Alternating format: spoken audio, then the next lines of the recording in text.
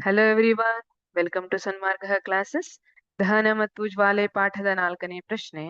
LPGಯನ್ನು ಸುಡುವುದು ಈ ಕೆಳಗಿನ ದಹನ ಕ್ರಿಯೆಗೆ ಒಂದು ಉದಾಹರಣೆಯಾಗಿದೆ ಅಂತ ಹೇಳಿದ್ದಾರೆ. LPGಯನ್ನು ನೀವೀಗ ಮನೆಯಲ್ಲಿ ಅಡಿಗೆ ಮಾಡುವಾಗ LPGಯನ್ನ ಬಳಸೋದನ್ನ ನೋಡಿರ್ಬೋದು ಅಲ್ವಾ? ಅದನ್ನ ಯಾವ ರೀತಿಯಾಗಿ ಅದು ದಹನ ಕ್ರಿಯೆ ಆಗ್ತದೆ, ಆ ದಹನ ಕ್ರಿಯೆಯ ವಿಧ ಯಾವುದು ಅಂತ ಕೇಳ್ತಿದ್ದಾರೆ. ನೋಡೋಣ, ಆಪ್ಷನ್ ಅನ್ನ ಏನೇನ್ ಕೊಡ್ತಿದ್ದಾರೆ. ಆಪ್ಷನ್ ಎ ಸ್ವಯಂ ಪ್ರೇರಿತ ದಹನ. ಹಾಗಿದ್ರೆ ಸ್ವಯಂ ಪ್ರೇರಿತ ದಹನ ಅಂದ್ರೆ ಏನು?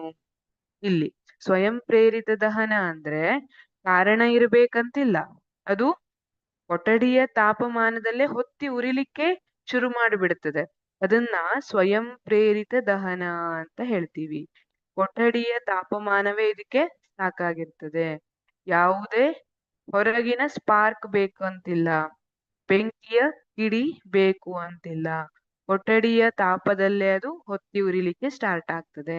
ಅದನ್ನ ಸ್ವಯಂ ಪ್ರೇರಿತ ದಹನ ಅಂತ ಕರಿತೀವಿ. ಹೌದಾ? ನೀವು LPGಯನ್ನ ಮನೆಯಲ್ಲಿ ಹಂಗೆ ಛಕ್ ಅಂತ ಜಾದು ಮಾಡಿ ಹಚ್ಚಿರೋದನ್ನ ನೋಡಿದೀರಾ? ಇಲ್ಲ.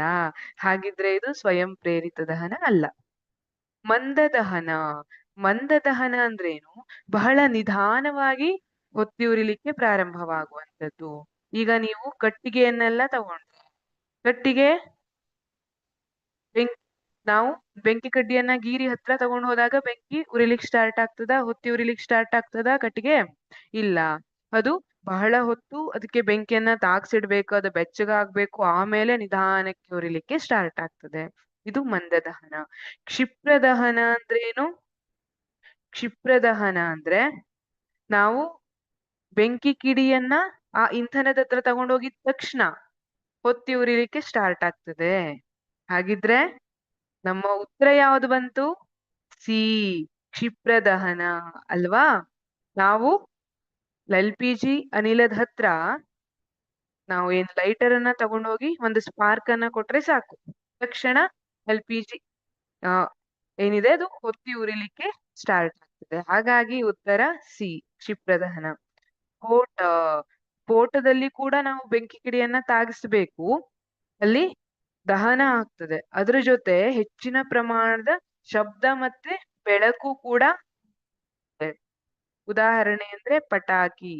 ಈಗ ಪಟಾಕಿಯನ್ನೆಲ್ಲ ನೀವು ನೋಡಿದ್ರೆ ಅಲ್ಲಿ ಹೆಚ್ಚಿನ ಪ್ರಮಾಣದ ಶಬ್ದ ಮತ್ತೆ ಬೇರೆ ಬೇರೆ ತರದ ಬೆಳಕುಗಳು ಕೂಡ ಉಂಟಾಗಿರ್ತವೆ.